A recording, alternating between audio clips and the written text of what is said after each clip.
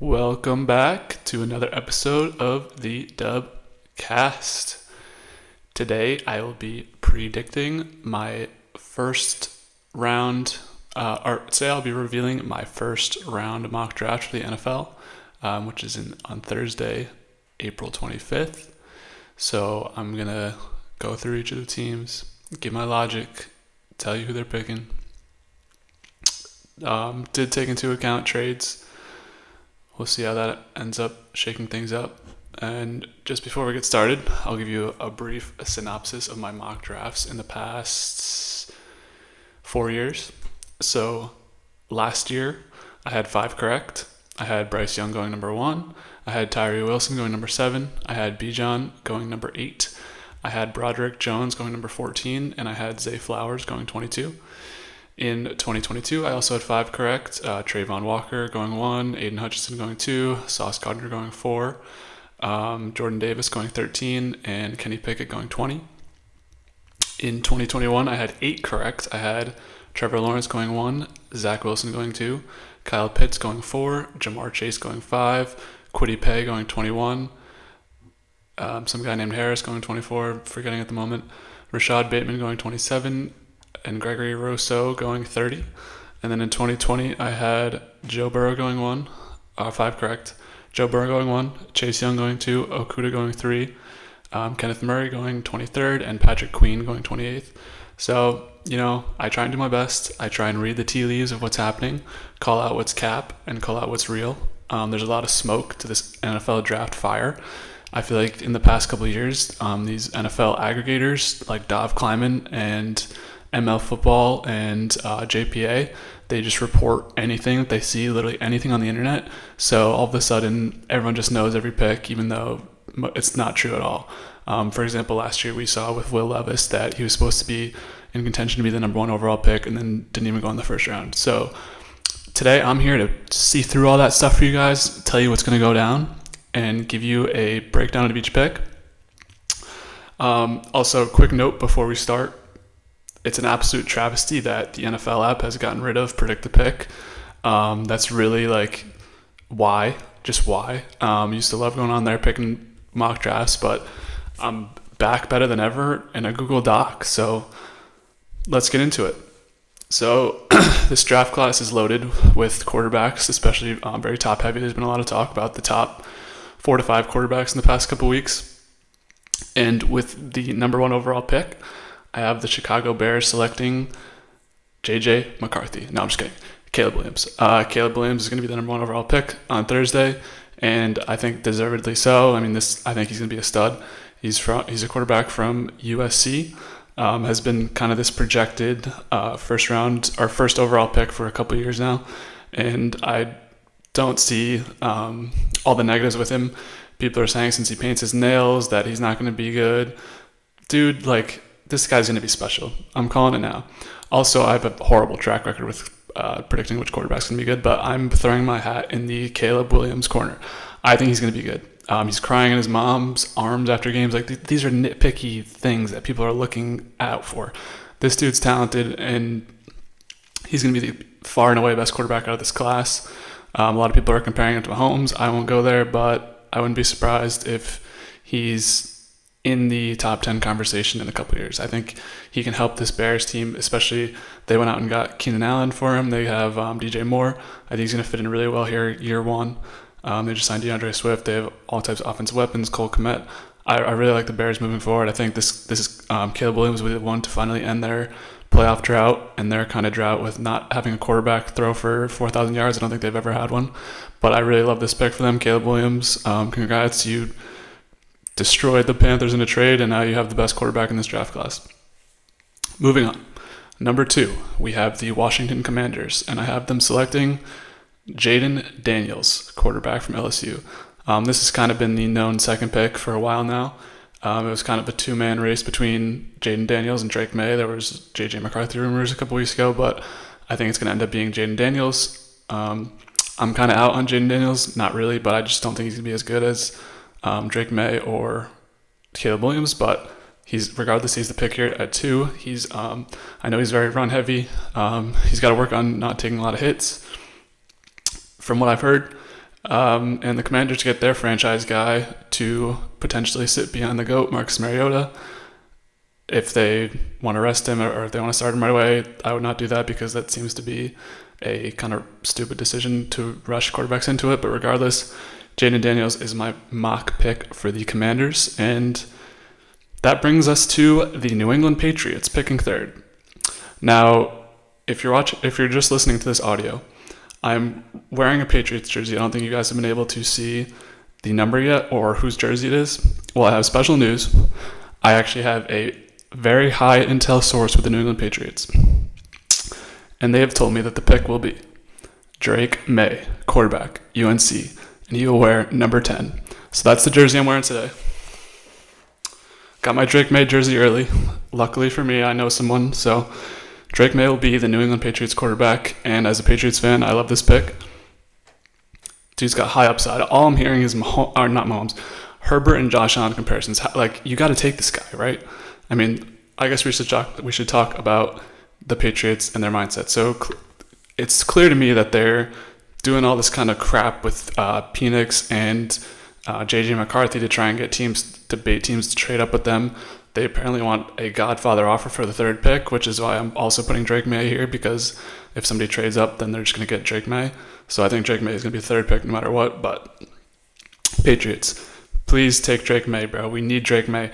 We're going to be in a division with freaking Josh Allen for the next 10 years. We need somebody that can throw the ball. We don't need Midwestern Mac and JJ. If we take JJ McCarthy, dude, like, I don't know what's going to happen. Please take Drake May, bro. Please. Okay. Rant over. They also might trade down for Penix, which, like, I'm coming to terms with that because they need help at a lot of positions. Moving on. The fourth overall pick. We have the Arizona Cardinals, another team that has been heavily rumored to be trading down potentially, but I think they get Marvin Harrison Jr., wide receiver from Ohio State. This dude is also another prodigy, has been talked about for a while now as the best wide receiver in the class and the best non-quarterback in the class. I think the Cardinals, they need weapons around Kyler, as it's clear to me that they're staying with Kyler. So why not grab the generational talent wide receiver Marvin Harrison here and get Kyler that weapon? If someone wants to trade up for JJ McCarthy, go for it, but I don't think that's going to happen. In my opinion, I think that's kind of been overblown. Well, we'll see till next pick, but I think Marvin Harrison's the pick here, and I think it's a good pick. I think he's going to be a stud with Kyler. They also just lost Marquise Brown in free agency, so Kyler needs like a true number one guy. I don't even think I can name a wide receiver on the Cardinals right now. So they get Marvin Harrison. Moving on to the fifth pick, we have the Los Angeles Chargers, and another team that has been heavily rumored in trading down. They have a lot of team needs.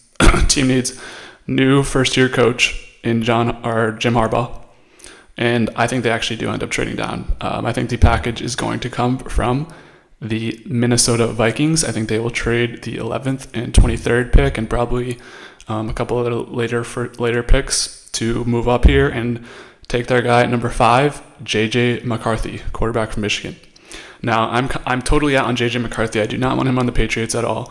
But I see that there is a fit here with the Vikings. You already have Justin Jefferson. You have Kevin O'Connell, who's an offensive mind. I think he has time to sit behind Sam Darnold, who is seemingly the starter this year. And I think this could be possibly one of the best scenarios for J.J. McCarthy in this spot. So I have J.J. McCarthy going number 5 overall to the Vikings in a projected trade with the Los Angeles Chargers. Moving on to number 6, we have the New York Giants. I feel like this is kind of a common thing we've been seeing a while. The Giants up here at the top of the draft. Tackle's a huge need for them, but they have absolutely no playmakers, so I have them taking Malik Neighbors, wide receiver from LSU. They really need somebody to be their clear-cut number 1 guy. They have a bunch of okay guys. Slayton has been okay. Who's the other one? Wandale looks like he's okay, but he's not going to be a number 1 guy. I think they go Neighbors here, shore up their offense. They're in these quarterback rumors, but you have Daniel Jones under contract for another 3 years with an out this year. They're going to have to play him this year anyway. And at this point, all the quarterbacks are gone besides Penix, so I don't think he's going this high. So I think they just take the best playmaker on the board, which is Malik Neighbors, and have have him paired up with Daniel Jones or Drew Lock moving forward. And then next year, if they need a quarterback, they'll do that. They can sign someone. Apparently, they're linked to Dak Prescott next year in free agency. We'll see what happens, but I don't think they're taking a quarterback. I think the pick is going to be Malik Neighbors. Next, we have the Tennessee Titans picking at number 7. And so the Titans were that team that ended up taking Will Levis. I think they grabbed protection for Will Levis. I have them taking Joe Alt, tackle from Notre Dame. Now, the Titans kind of have a lot of needs, but they also signed Calvin Ridley, and they have DeAndre Hopkins. I think Will Levis has enough weapons. They also got Tony Pollard in free agency. I think the offense is looking decent. They just need to shore up that offensive line. And adding in the best tackle in the class, Joe Alt, here will be the move for them. So I have them taking him to protect Levis and fit right into their tackle spot. Then at number 8, we have the Atlanta Falcons.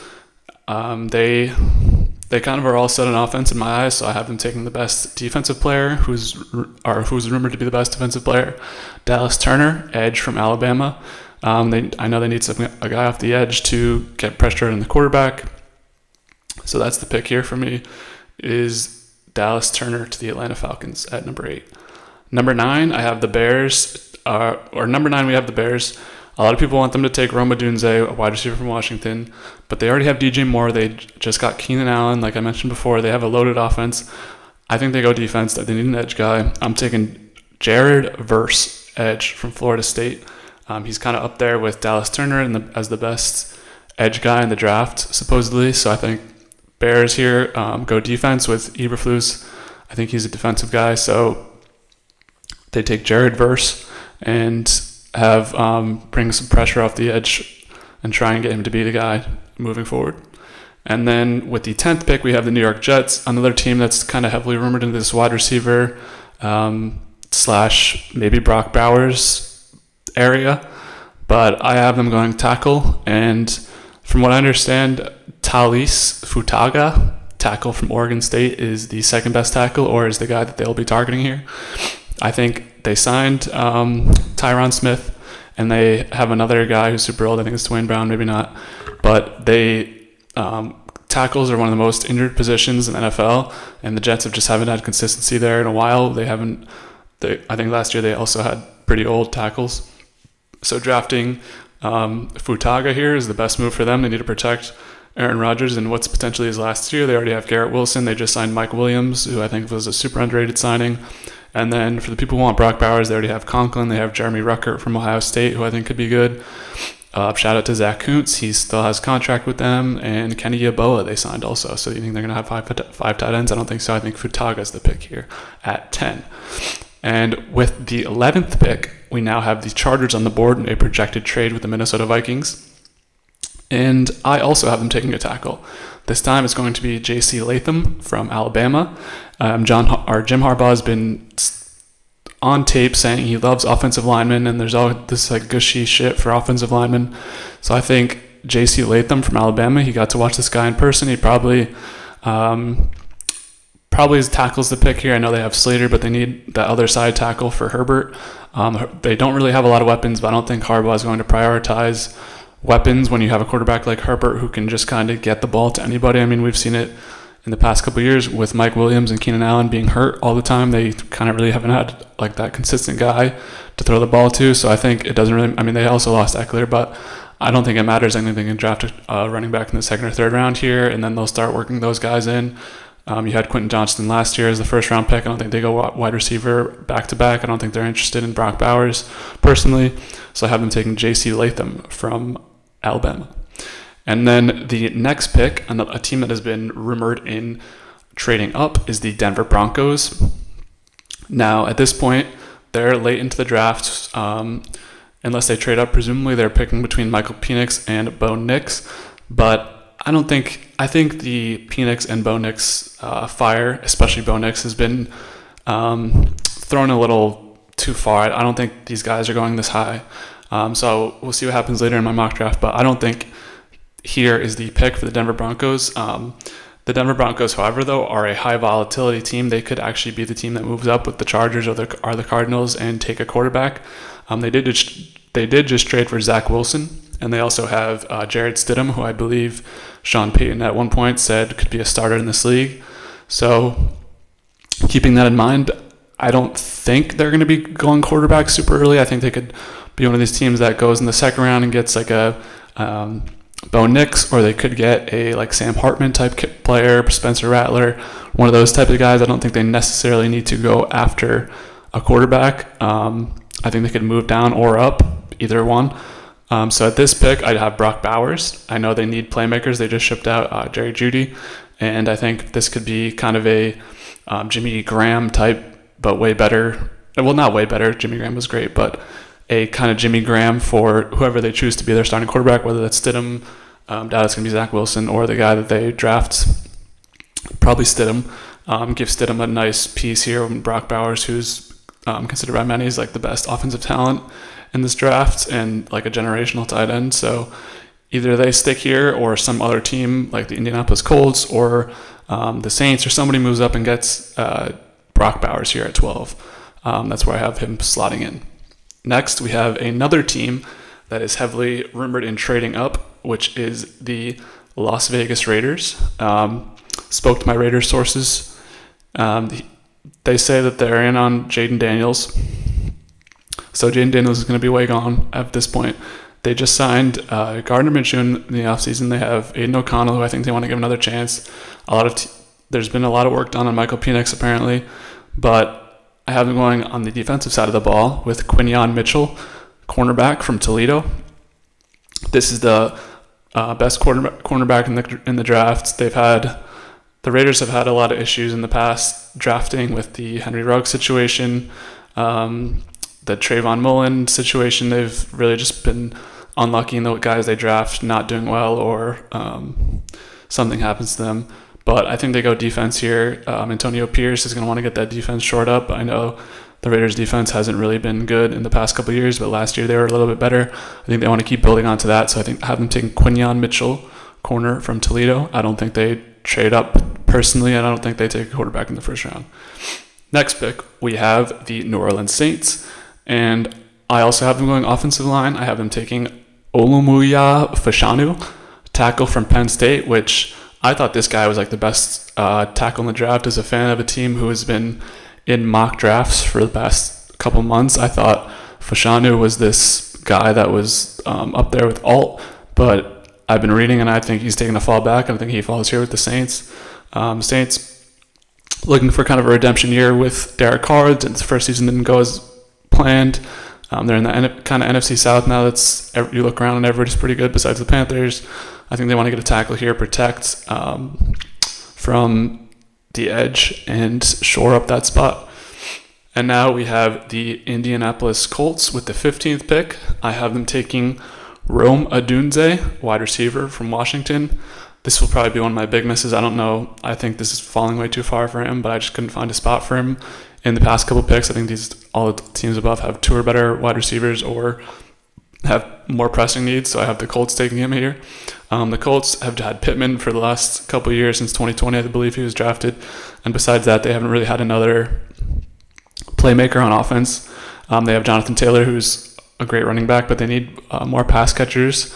I could also see them trading up for Brock Bowers, moving up a couple spots. But I think they need a playmaker on offense, and I think their defense is pretty solid. So I have them getting Rome Odunze for Anthony Richardson in year 2 to throw the ball to. Moving down to pick number 16, and the Seahawks are here with the chance to take Michael Penix from Washington. They have Geno Smith on, I think, an expiring deal, but I have them taking Laitu Latu, edge from UCLA. This guy I know has shot up draft boards, and some people are saying he's going to be the best edge player in the draft. The Seahawks just hired Mike McDonald from the Baltimore Ravens, defensive coordinator, so I think they're going to want to look and shore up that defense. They used to have the Legion of Boom. I think that's always kind of been their identity. I think they want to get back to that and get these kind of defensive guys, studs. And I think Latu falling to them here would be too hard to pass up. Although the Seahawks are known for trading down and not staying with their picks, so this could be another potential trade down team. But if they stay here, I got them taking Latu from UCLA. Next up, we have the Jacksonville Jaguars at pick number 17. I have them going corner. I have them taking Terrion Arnold from Alabama. I think corner is a huge need for the Jaguars. Their offense, they did lose Calvin Ridley, but I don't see them going wide receiver here. I think they are okay with what they have. They're already paying Christian Kirk a lot, and they just signed Gabe Davis, I think. They have ETN. They have weapons on offense, I think. They need to look up to shore up that defense. Trust that T-Law is going to bring it back this year, so I have them taking the best corner left, Terrion Arnold from Alabama. Moving on to the Cincinnati Bengals. The Bengals' offensive line has been kind of a disaster, but they still went, I think, was it 9-8 or 10-7 without Joe Burrow for most of the year this year. So I have them looking to get somebody to help Hendrickson on the inside of the offensive line. I have them taking the first defensive tackle, Byron Murphy II from Texas. And he can get the inside pressure that they're looking for, shore up that defensive line. And I can see them also going tackle, just because it seems like they can never get that position right. But I have them going defense here. I think that's a more pressing need for them. Next pick, we have the Los Angeles Rams with the 19th pick. This will be their first round pick if they stay here under Sean McVay. I have them going tackle on offense. They have a very, I'll say, aging Matthew Stafford, and I think they're going to look to help him in his last either year or couple of years here. I think they go tackle. I think they take Troy Fautanu from Washington, another one of these guys that I don't know a lot about offensive line prospects, but he seems to be a consensus first round pick on that Washington team that made the national championship game. He'll help Stafford and shore up that running game and passing game for him to potentially thrive in his last couple of years as a Ram or as a player in the NFL. And now we have the Pittsburgh Steelers at the 20th pick. I have them taking Brian Thomas Jr. from LSU, wide receiver. The fourth wide receiver off the board. I know there's the top three wide receivers in Marvin Harrison, Neighbors, and Odunze are consensus, but then after that it kind of gets murky. I think they go LSU. LSU has been a wide receiver factory, and these Steelers have been super consistent in drafting wide receivers, so maybe they don't go wide receiver here and just trust that they'll hit another one like they always do every year. But I think that's one of their more pressing needs. Now they have the quarterback, they have Russell Wilson, they have Justin Fields. One of those guys is going to work out. I think they need to get him more weapons after they shipped out Deontay Johnson. That's just Pickens. Now Pickens can help this guy along. So I think that guy will be Brian Thomas Jr. from LSU. And now we go to the 21st pick, which is the Miami Dolphins. I have them taking Jerzon Newton, a defensive tackle from Illinois. The Dolphins this offseason had to cut bait with a lot of their defense. So I think they're going to look to go defense here. The offense, I mean, what can you say about the Dolphins season when they just lost the Chiefs by a shit ton in the playoffs? So I think they go defense, restore that defense with Newton, supposed to be a solid defensive tackle from Illinois.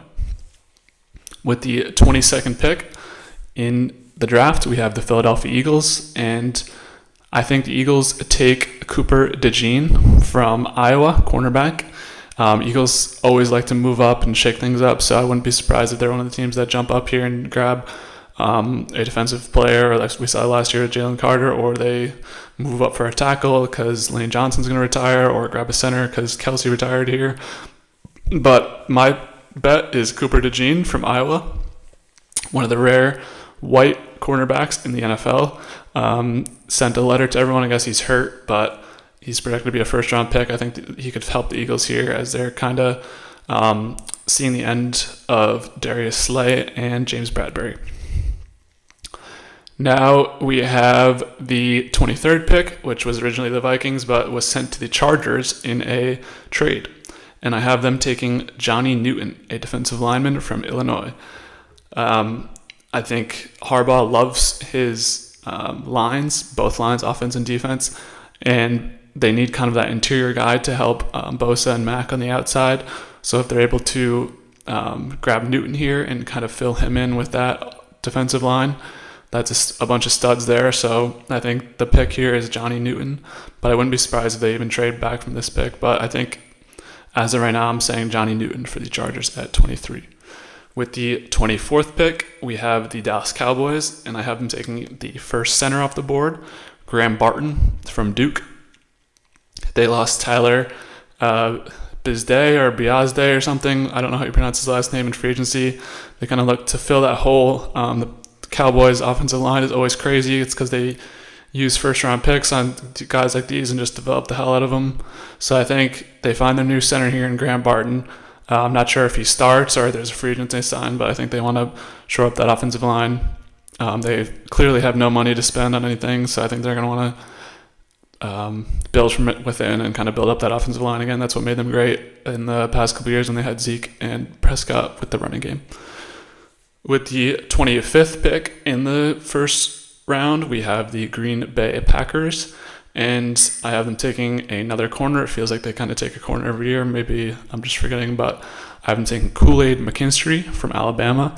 I thought this guy was going to be the best corner in the draft, but he seems he's kind of taken a fall over the course of the college football season. Still think their talent's there, the upside's there. Late first round pick, you go grab Kool-Aid. They grabbed HaHa, so being able to grab HaHa, a guy named HaHa and Kool-Aid, yeah, that's kind of what we're going off at this point. The 26th pick is the Tampa Bay Buccaneers, and I have them grabbing Chop Robinson, an edge from Penn State. We saw the Bucs pick Elijah Cansey last year in the draft. I think they go defense again as that offense is kind of all set. I know they have a good offensive line. They have Baker. They have Mike Evans and Godwin. I think the pick here is defense. Chop Robinson from Penn State off the edge. With the 27th pick, we have the Cardinals up again. They went offense in the first round, or with the first pick, so I have them going defense here. I have them grabbing Nate Wiggins, a cornerback from Clemson. I think they need pretty much a lot of help on defense, so I think why not grab a corner here in the first round, see what he can do. With the 28th pick, we have the Buffalo Bills. Just traded Stephon Diggs in the past couple weeks.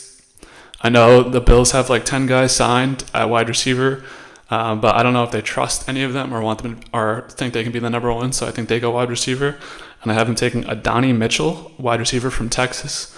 I've seen him kind of moving up draft boards recently. I think he could be a stud for them with just Josh Allen's being his number one or two guy. I think whoever they get here could be a stud with Josh Allen just because it's Josh Allen.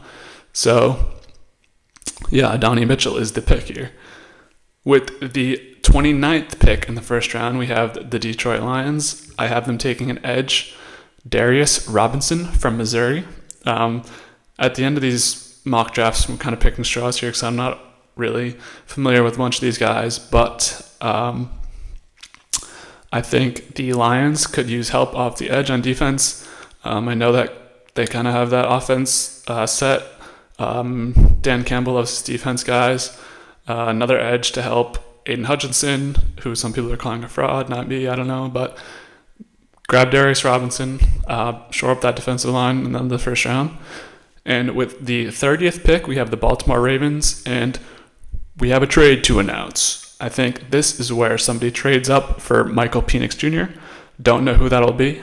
My bet would be the Raiders, but it could be the Broncos, it could be the Vikings if they don't get JJ, it could be the Seahawks, it could be the Rams even, it could be one of those 3 or 4 teams moving up here to grab Penix. I think the Penix fire has been built up too high. I don't think he's going super early in the first round. I have him going here 30 to a mystery team, but I don't know. I just don't think someone's going to spend a top 25 pick on a guy who's had a terrible injury history, is kind of older side. So I think here is the spot where the Ravens, I feel like they kind of are known for trading down a bit. They'll take somebody's offer here and grab either some more picks this year or more picks next year. And mystery team takes Michael Penix here at pick number 30. And with the 31st pick, we have the San Francisco 49ers. I have them taking Tyler Guyton, a tackle from unknown school. I didn't write the school down. Again, picking straws at this point. 49ers, they have Trent Williams, but they probably need another tackle, was my logic. So Tyler Guyton here for the 49ers. And with the last pick in the first round, we have the Kansas City Chiefs, the reigning Super Bowl champions. Don't know if anyone's been keeping up with the news, but Rashee Rice did a big no-no. So I think that they're going to have to take wide receiver here. That was one of the huge complaints by Mahomes last year. They did sign Marquise Brown, but Rashee Rice could potentially miss time. And besides that, Sky Moore is not good. Valdez-Scantling, I think, is elsewhere or free agent still. So I have them taking a guy I've seen a lot of praise for, which is Ladd McConkey, wide receiver from Georgia. This will round out the first round. Seems like there's always maybe a team at the end there that takes a shot at a wide receiver in the first round. I think it'll be the Chiefs. They need that help from Mahomes. Their defense is already crazy with Spagnuolo. This is one of their positions of need. So Ladd McConkey ends us out in the first round. And with that, I will go over 5 guys that didn't get drafted in the first round and explain my rationale. So first one is Bo Nix. I think Bo Nix is a fraud. I don't think he was ever going to go in the first round. Again, this could be totally wrong, but I just don't see it with Bo Nix. I think he'll be a day 2, round 2 pick by somebody who's kind of one of those fringe teams that either needs a backup or is going to be looking to move off their quarterback in the next couple of years. I don't think he's the guy you're taking to fill in and be your franchise guy. That's just my personal insight on Bo Nix. And then we have 2 wide receivers, Xavier Leggett and Xavier Worthy. I've been seeing a lot of hype for Xavier Leggett from South Carolina. Not really familiar with his game. I just like the other wide receivers that are off the board better. And then we have Xavier Worthy, who set the world on fire with his 40 time. Just don't see it with him either. I think those speed guys are kind of getting overrated in the league at this point. Some team will definitely draft him in the second round, though, just to try and use that speed. And then on the offensive line, we have Jackson Powers-Johnson, who I was seeing in a lot of first-round mocks with the center position. It's just tough for a team to need a center. For example, we just had the Cowboys, who were really the only team that stood out to me with a center position of need. So I think he's going to be one of the earliest second-round picks for a team who may need a center, but I think there's more pressing issues for a lot of these teams. And I think he waits till day 2 to be drafted. And the final one was Marshawn Kneeland, an edge.